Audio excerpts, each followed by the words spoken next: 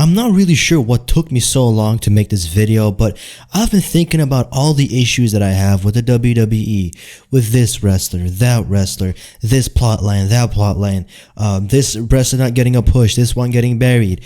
And I thought to myself, you know what? I just hate Triple H. I just literally hate Triple H because the guy literally betrayed us. I mean, look at the pipe dream that we were getting sold back in 2015-16 NXT days. Oh yeah, you know, he is the next revolution, the Levesque era, the NXT era, black and gold, and everything that he did was just fire. And to be honest, right, in that time period, it was kind of a drought, right? When NXT first launched at the time, the main roster was kind of in a drought because, I mean, it was just about Brock Lesnar, who barely showed up. He showed up at WrestleMania, SummerSlam, and maybe Survivor Series, you understand? So, and he had the title, and he squashed John Cena, and John Cena was starting to already become like iffy at that time anyway. So we tried to rely overly on the Shield, aka Seth Rollins, who then had a knee injury, and then Roman Reigns, who tried to be like a Riz Lord with like the blue contacts, and obviously like he looks the part, he is the part because, I mean, obviously he got the perfect eyes, the perfect beard, the perfect hair, the perfect chest, the perfect back. So honestly, right, you can't really blame the WWE for doing what they did. Obviously, they also tried to make Triple H put over Dean Ambrose with the title, and we even had Triple H actually hold a title in that time frame as well, I believe. So, all in all, right, that time period was just a dark era in wrestling, and obviously, it wasn't that like as dark as the 2020 lockdowns, but nonetheless, it was a dark time. And as soon as NXT spawned, it was just off to the races. I loved NXT for what it was back then. I don't really like it for what it is right now. Right now, it feels like a developmental system, and back then, it truly felt like a third brand. And honestly, way better than SmackDown at that time anyway. So, what do we have back then? We had Triple H, who kind of had like his own autonomous show that he could run, and that was what we needed to kind of see what he could do. And he brought in Shinsuke Nakamura, he brought in Samoa Joe, he brought in Bobby Roode, Finn Balor, Kevin Owens, Rollins. Not Rollins, Rollins quickly. I mean, honestly, Rollins had a pretty quick rise to the main roster, but like when it first got announced, right, that time period, that was just amazing. Because we had the great matches between Nakamura and Samoa Joe. Finn Balor became Demon Balor, and like he was the hottest thing. And like when he made his debut on the main roster, he quickly became like the first Universal Champion. He defeated Roman Reigns. So those were great establishments. And after that, right, we just were counting down the days for the inevitable like Vince McMahon like departure from the WWE, whether it was a natural cause or a disaster. Right, you know what I mean? And obviously it became a disaster, and you left the WWE. Triple H took over in, I believe, what was it, 2022 summer, 2023 summer, somewhere around Clash at the Castle, when Drew McIntyre faced Roman Reigns. And at that time, I was hyped for it. I couldn't wait. Right, because obviously like NXT 2.0 happened, it got a rebrand, it completely sucked, like it had a lot of like Vince McMahon influence, and we were like, okay man, this guy's just ruining everything at this point. So when Vince McMahon left, Triple H became head of creative. That was the first show that we had, Clash at the Castle. That was Drew McIntyre's moment to finally like show the world that, look, I'm here. I defeated Brock Lesnar in an empty arena. I got my WrestleMania moment in a warehouse. That was his moment to kind of get something going. I'm not saying he should have won, but he really could have looked strong. He really could have like had a big moment. And of course, like if Solo Sikoa was going to debut and screw him out of the victory, at least have him look like, oh my God, what a big moment. Like there was not a big moment in that matchup. The only big moment was after the match where Drew McIntyre lost. And Triple H told Drew McIntyre, look, Tyson Fury is going to come out and you're going to do a karaoke with him and you're going to sing, bye, bye, Miss American Pie. I mean, I'm not really sure if they sang that, but that's what Tyson Fury always sings anyway. So essentially, that was a big burial. Like instead of giving him a thank you, you gave him a middle finger. And this continued on and on and on. And I truly liked Roman Reigns' run because honestly, no matter how many run-ins he had against like formidable opponents, the fact of the matter is we needed to have him set himself apart for the inevitable like defeat that he will suffer, because that defeat will mean something. A guy who loses every time, when he wins, it means something. And opposite counts as well. When a guy always wins, what do you focus on? His only loss. So when he finally got to that point where we got like, okay, this is now time for him to lose, then it came Cody Rhodes. And I thought to myself, now is the time for Cody Rhodes to go into WrestleMania 39 and just shock the world. And by that time, when New Year's hit, I believe Vince McMahon came back for a little brief moment before he left again. But I'm really certain that at that time, as much as like Vince McMahon was in the mix, it was not as much as a Vince McMahon ran operation. I think there was a lot more influence from Triple H. And of course, Vince McMahon is an authority figure. But nonetheless, I'm still going to blame Triple H for what happened after WrestleMania 39, okay? Because at that time period, officially, like I think Vince McMahon left or something. So by the time WrestleMania 39 ended, it was just a pure Triple H operation, if I'm not mistaken. Nonetheless, it was the moment where Brock Lesnar entered the ring and he F5'd Cody Rhodes.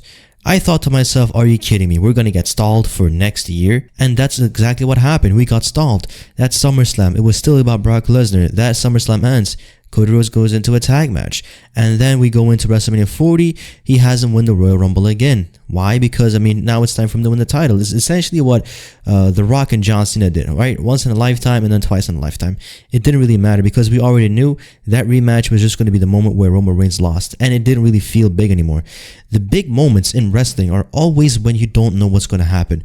When two opponents who have never faced off before and they're going to be fighting for a big accolade, a big accomplishment, you know, a big title, that is when it really matters, right? So when you have somebody who already lost by a cheap way, you can already bank on the fact that they're going to win. It's the same thing with like The Rock and John Cena, like I said. So that was my big moments. And of course, luckily The Rock entered, he turned final boss, he made it all exciting. But nonetheless, that was just putting a little sugar on the wound, right? Because as soon as that sugar melted, Triple H went ahead and put some salt on it again, okay? And that is where we are right now. We are back into the whole plot line of what the hell is going on.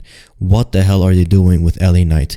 Why hasn't LA Knight gotten a push? I mean, LA Knight is literally on Instagram liking comments that are essentially saying like, oh my god, like LA Knight was a big part of the Seth Rollins storyline. He defeated Seth Rollins at Saturday Night's main event.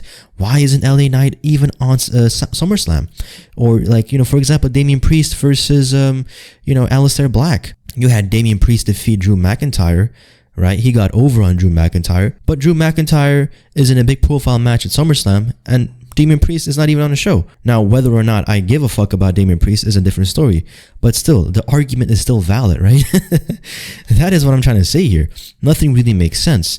And this just this like continuous, like repetitive nature of, okay, we're going to have a babyface, we're going to have him win, and before we can get tired of him, we're going to have him lose, they're going to get screwed out of the title, and we're going to make sure that the babyfaces stay intact. And that is exactly what he did with Cody Rhodes when John Cena turned heel.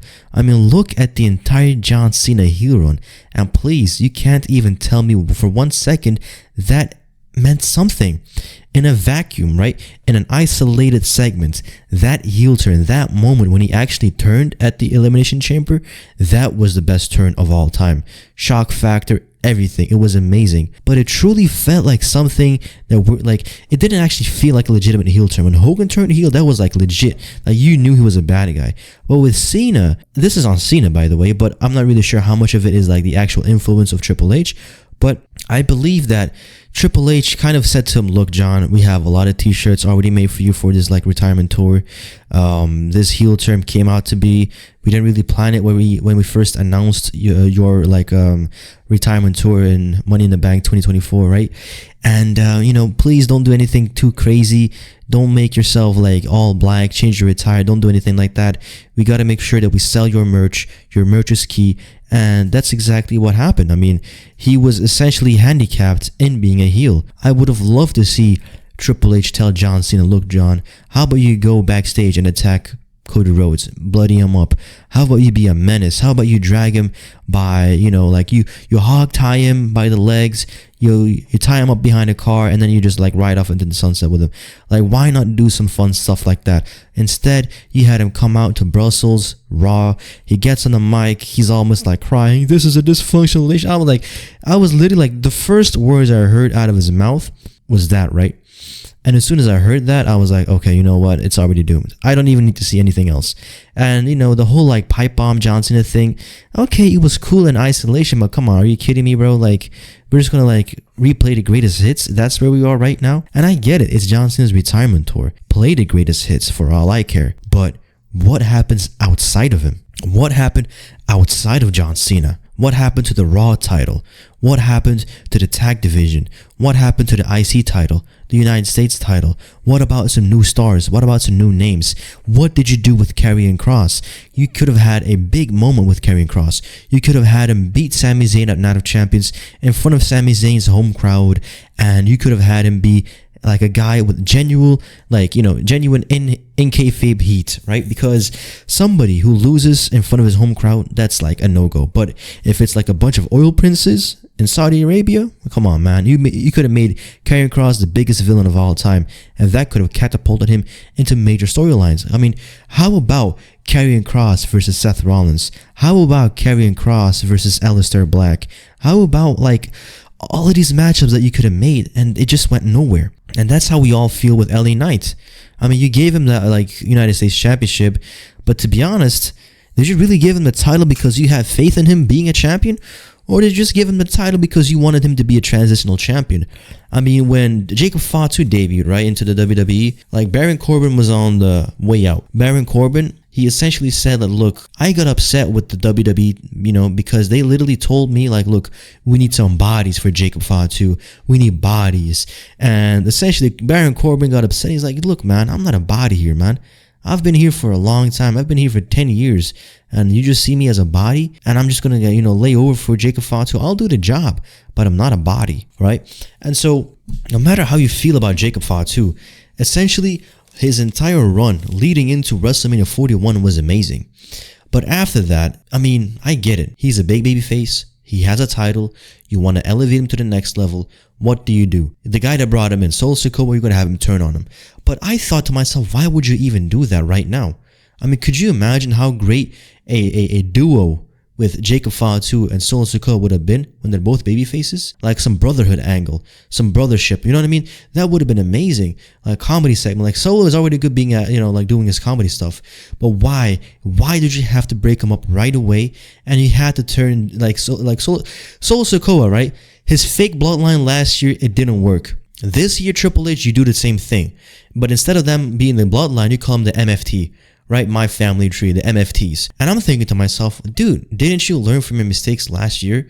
That whole time when Solo Sikoa was like leading the bloodline, quote unquote, that was a dry period. I mean, up until Roman Reigns came back, nobody really cared one bit. But instead, you do the same thing. And it's that thing that I just can't stand with Triple H. Every time he books, what does he do? 50-50 booking. Repeat. Rinse. Okay, Cody Rhodes, you win the Royal Rumble going into 39. You lose that match. But guess what? Next year, you're going to win it again. And this time, you're going to win the title. Okay, next year, you're going to go into, the WrestleMania. John Cena is going to screw you out of it. Guess what? We're going to give the title back to you. 50-50. It's always the same. Rinse and repeat. John Cena, let's roll your greatest hits. Oh, no, I don't know what to do after SummerSlam. Guess what? We're going to bring back Brock Lesnar. Oh, my God. Like, what the hell is going on? This over-reliance on the old talent is exactly what my issue is. And the thing is this, I can say quote-unquote old talent, but that doesn't necessarily mean that the talent that I was talking about is young. Karrion Kross is not young. He's 40 years old. LA Knight is not young. He's 42 years old, Like, LA Knight was, I believe, literally a security guard for John Cena and CM Punk at SummerSlam, or like Money in the Bank. Are you kidding me? That's how long the guy is has been in the company. And he's one of the most over guys there is. He's a natural babyface, right? He's not like CM Punk that, like, of course, he is beloved, but he doesn't really need it, right? CM Punk doesn't really need a world title. LA Knight doesn't have an accolade to him. What? The United States title? Really? That's it? And the thing is this, even with CM Punk when he came back, what did you have him do? I mean, he literally came back in 2023 and he only won a title in 2025. I mean, what happened to the days when somebody like a big name would come into the WWE and right away off rip, they would just like get the title, right? We need people like that because that automatically like rebalances and like reshuffles the power scaling systems, All right. Wrestling, you got to look at wrestling as power scaling. You need power scaling. You need like in kayfabe power levels. If CM Punk would have came back and immediately, right? And just like, let's assume he didn't get injured and he won the Royal Rumble. He was like supposed to win the title. But the thing is, look, yes, he did get injured, but he wasn't going to win anyway. Like, he didn't get injured and then lost. No, he was not going to win off rip. And I didn't get that. CM Punk is the biggest name in wrestling. We all wanted him back. And then he comes back, and what do you have him do? You have Cody Rhodes go over again. Why? You could have just had him win at 39 or at SummerSlam. I mean, Vince McMahon was literally gone by that point anyway. You could have had Cody Rhodes versus Roman Reigns at SummerSlam 2024 happen, and that could have been a big thing. Not 2023, right? Damn, bro. Look at damn, like time passes by quick. You know what I mean? And we're only here. And we're only just here. Like, what has moved? Nothing. And that's my biggest problem here, man. Nothing moves on. And time passes by quick. And these guys don't get their shots. They really don't, man. They really don't. And it really bothers me. I could understand somebody like Jey Uso getting his shot because that is overly deserved. I mean, honestly, he is the breakout star of 2025. Nobody can deny it. And if you're going to put, quote unquote, the rocket behind him, right? You're going to strap the rocket on him. Get behind him. What do you mean? You have him go in there against Gunther and you have him tap out, right? You have Gunther tap out to Jey Uso. You make Jey Uso look strong and you did everything well. And all of a sudden you're going to be like, yeah, guess what, man? 5 weeks later, we're going to take the title off of you. Why? You built him up for what? He didn't even have one clean title defense.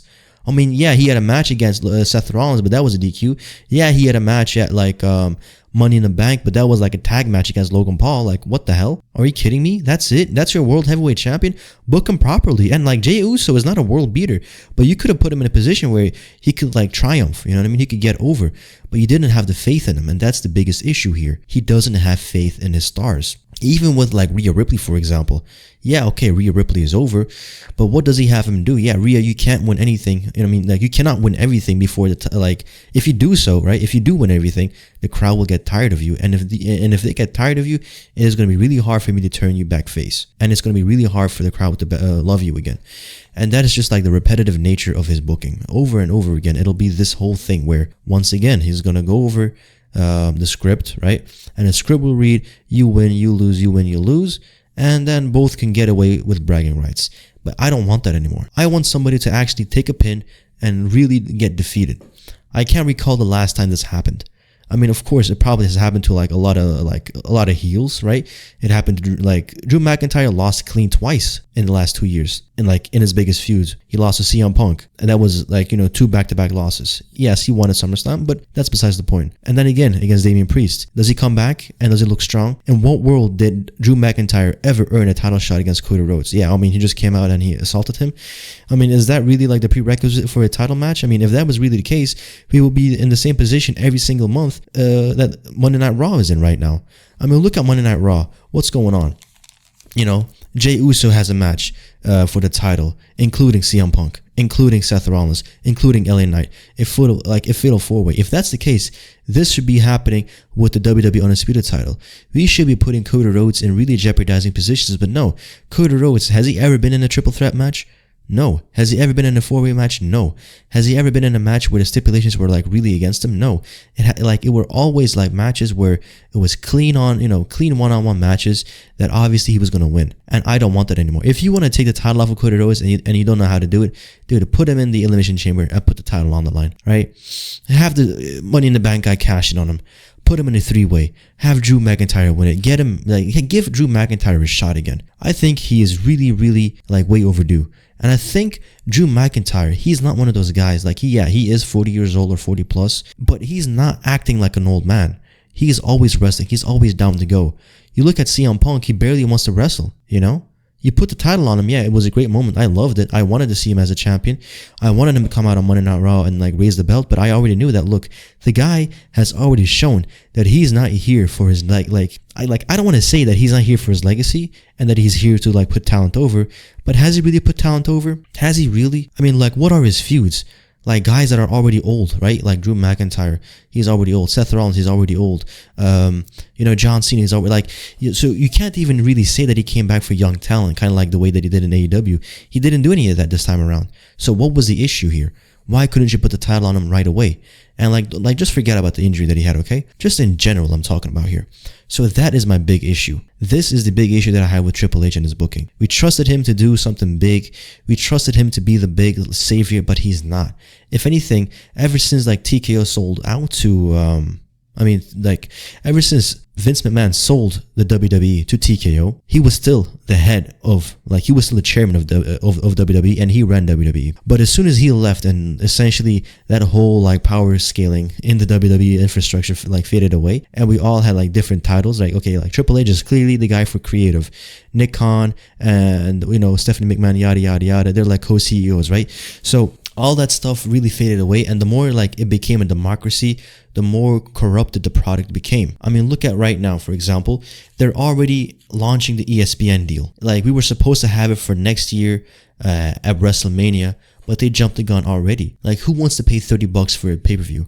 Who wants to pay $30 for ESPN, whatever it's going to be called? It doesn't make sense. And right now, I'm advising everybody to buy a VPN, right? Just get a 3-year subscription. It might cost you $60, $70, right?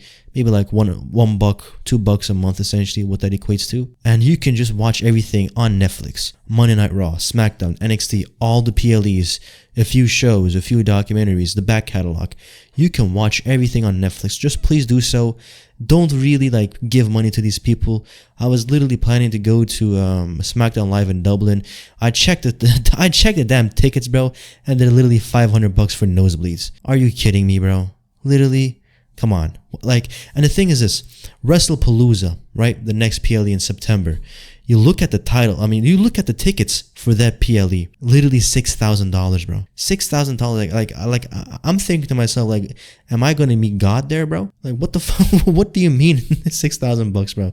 It's not even WrestleMania, dude. It's literally insane, bro. And the whole product is just shameless now. You tune into Money in the Bank, and they're advertising Slim Jim ladders, the reinforced Slim Jim ladder.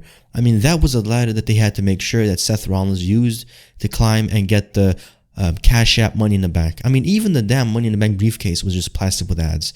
And I don't really mind ads, but clearly the emphasis isn't so much so about the storylines that have, branding in it, right? For example, if you have a segment, it's not really so much so that there is ad placement in that segment. No, it's really about the segment being an ad. I mean, it's just, man, I really wanted to make videos about wrestling, especially last year when The Rock came back. That was when I was like, dude, I gotta make videos. WrestleMania 40 happens, and then I was like, dude, this is amazing, but I didn't. WrestleMania 41 happens, I didn't. And I was like, you know what, man, I think it's just time for me to just do it, get to it, and see what it brings. And I thought to myself, look, now that Triple H is gone, now that Cody Rhodes, has the title, we're gonna lead into the 2025 WrestleMania, and it's going to be great. But that last year with Cody Rhodes as champion was a complete nightmare. And it is reflective of the fact that Triple H doesn't like to book heels strong. We don't have a good heel faction. I mean, what is a good heel faction? Yeah, okay, the Vision is cool, right? They're strong. But what about SmackDown, right? Or Judgment Day? On SmackDown, what is the big team over there? The MFTs? They're a joke. I mean, literally, Jimmy Uso is able to lay him out, bro. So what does that say about the entire title picture there? It doesn't really even exist. There is no real black team there. And now we have Logan Paul teaming up with Drew McIntyre. Are you kidding me? That's the next heel coalition. That doesn't work for me, brother. And so last year, essentially, all we had was just BS heels. We had Cody Rhodes versus Kevin Owens, and they tried to spice it up with the whole nostalgia thing. Oh my god, bring back the Winged Eagle title. They brought it back and yada yada yada. But I think the anticipation and the demand for it was more exciting than when we actually got the title. Because when they displayed it on SmackDown, I was like, all right, I guess it wasn't that cool. I guess the anticipation was bigger than the actual reward. So of course, the matches he had with Kevin Owens and AJ Styles, they were good matches. But the thing is this, dude, everybody has good matches, This is WWE, this is the highest level, So when people say, oh my god, yeah, it was a great match, they really tore the house down. But the thing is this, you give him enough time. You give any wrestler on the current roster enough time. You give him 20 minutes, 30 minutes, and they will tear the roof down. You know, that is not like something that is like really like exclusive to Cody Rhodes or like Seth Rollins. No. I mean, look at Jey Uso last year when he wrestled against, not last year. Last year against Jimmy Uso versus Jey Uso. It was a pretty short match, but guess what? It was a great match in my opinion. I mean, yeah, it was short.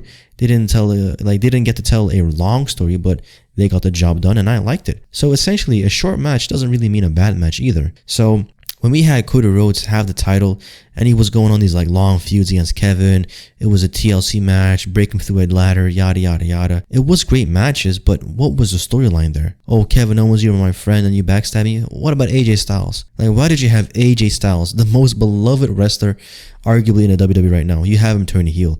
Is that believable? And that is my problem here. Some guys, they play heels, right? And some guys play baby faces. AJ Styles, Kevin Owens, they play heels, but they're actually natural baby faces. And the thing about, like, maybe Kevin Owens not so much, but you can debate me on that. But for example, Randy Orton, he's a legend. He's in the best shape of his life, and you have him be like all smiley faces and like kissing babies and yada yada yada. No, man, this guy is a natural heel. Turn him heel. Have him go after Cody Rhodes and essentially, get his lick back, get his title back. Get his position back as a top guy, as a guy that we really have to pay attention to. But we don't, And that is my big issue here. When you have guys being underutilized like Drew McIntyre, Randy Orton, all you do with them is sideline them. We just wait and hope that Triple H finally does something well with him. How about Randy Orton turning heel and punt kicking Cody Rhodes and just getting the title off of him? I mean, how many people are actually going to be upset about that? Yeah, people are going to say, maybe it doesn't make any sense. It kind of shatters the power scaling things. But then again, it is Randy Orton. It is the punt. It does make sense. He is a heel now and he's a little bit more strong, a little bit more powerful. So that kind of works for me. You can do that, but you don't. And what do you do instead? The first defense of any title, of any champion, is always going to be a defense, right? The title match after they win is always a defense. And you don't want to be the guy that faces a champion after they've won the title.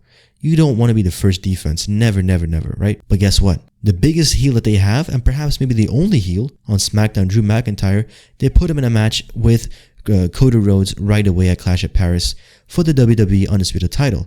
And guess what? He's going to lose. So is that really a reward for Drew McIntyre? Or is it once again desperation and you don't know what to do?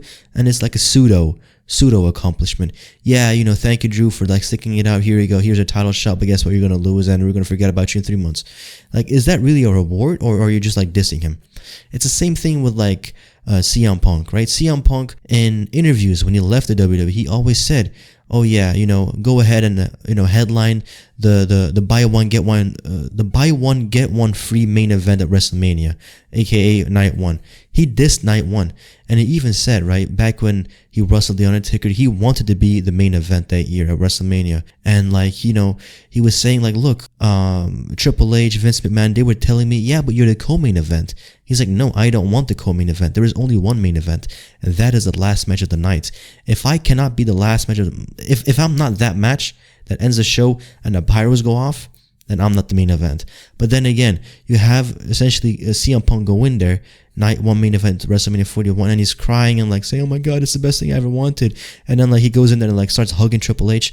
Like, come on, man, Triple H, like what? Like I can blame CM Punk for that, I can blame Triple H for that, and I can blame the entire situation. CM Punk should have became the main event right away after he came back, but he didn't. It was just a BS decision. And look at this, like the way that he suffers now. Everything is Night 1 WrestleMania, Night 1 SummerSlam, the B title. He wins the World Championship. Guess what? Is it the Undisputed title? No, it is the World Heavyweight Championship that damn fucking Damian Priest held. Are you kidding me? That Jey Uso held. Are you kidding me? So overall, I have great disappointment with Triple H. I truly feel betrayed by the whole narrative that he was going to be the savior of wrestling, that he was going to save WWE, and that like he knew what he was doing, he was a talent. But this just proves to me that no matter how experienced the talent is, of course, is there anybody more suitable for the job than Triple H as a talent, former talent? No. But does that mean that there is somebody else out there? Like, there's somebody else out there that can easily help Triple H write better stories, because he didn't like run NXT himself. He had like a like a helper or something, like a ghost writer. I think his name was like James Ward or Andre Ward, something like that. But he had a ghost writer that really helped him in NXT. And when I watched WWE Unreal and I sat through the episodes where they were in the writing room, these guys aren't coming up with great ideas. Like, why the hell is Bobby Roode there? You know, like, I like Bobby Roode, but like in those 5 episodes, I didn't hear Bobby Roode talk once. You understand? So I'm not really sure where we're gonna go. The future, genuinely speaking, is really bleak. Roman Reigns is barely active. CM Punk is like, you know, buy one get one free. You know what I mean? It's like those like fake like nostalgia run like accomplishments. And right now, I'm really not sure what will happen. The female division is bleak. We have a few minor titles that like hold up the female division. I think we got to get rid of the minor belts like the US and IC titles. We got to get rid of them. We got to make the female division more like competitive, give them less airtime on week-to-week television. We have to have less bloat matches on week-to-week programming. Monday Night Raw, SmackDown Live. Every single week that I tune in, it is just BS. You understand? Every single week it is BS. And it doesn't get any better. I mean, last year it was amazing. When The Rock was back, it was amazing. I mean, you had to tune into Raw. You had to tune into SmackDown. You couldn't miss anything. Everything moved so fast and was like every single time it was like a step up. It was a pedigree up. But now it's just, I don't know. It's just the opposite. Every single week you just dig the hole deeper and deeper and deeper. You thought it couldn't go lower, but it keeps going lower. So right now, that's where we are right now. We're once again back with Cody Rhodes as a champion. And the entire landscape is bleak, you know. It's really bleak. Everybody is old. In 5 years, you know, Cody's not going to be here. Maybe he is, but like it's not going to be at the level that he is right now. Cody's not going to be here. Rollins is not going to be here. Roman is not going to be here, definitely. Cena's gone. Punk is gone. Everybody else is gone. You know what I mean? What are we going to be like in 5 years? In 2030? You know? What is WrestleMania 46 going to look like? Man, those are really good questions. Yeah, you can say you have like a few talent here and there, but come on, trust me. We need a new filled roster. Not a few talent here and there. You understand? So, hey, let's see what the future holds. But right now, Triple H, you betrayed us all. I'm the Heels Advocate, and I'm out.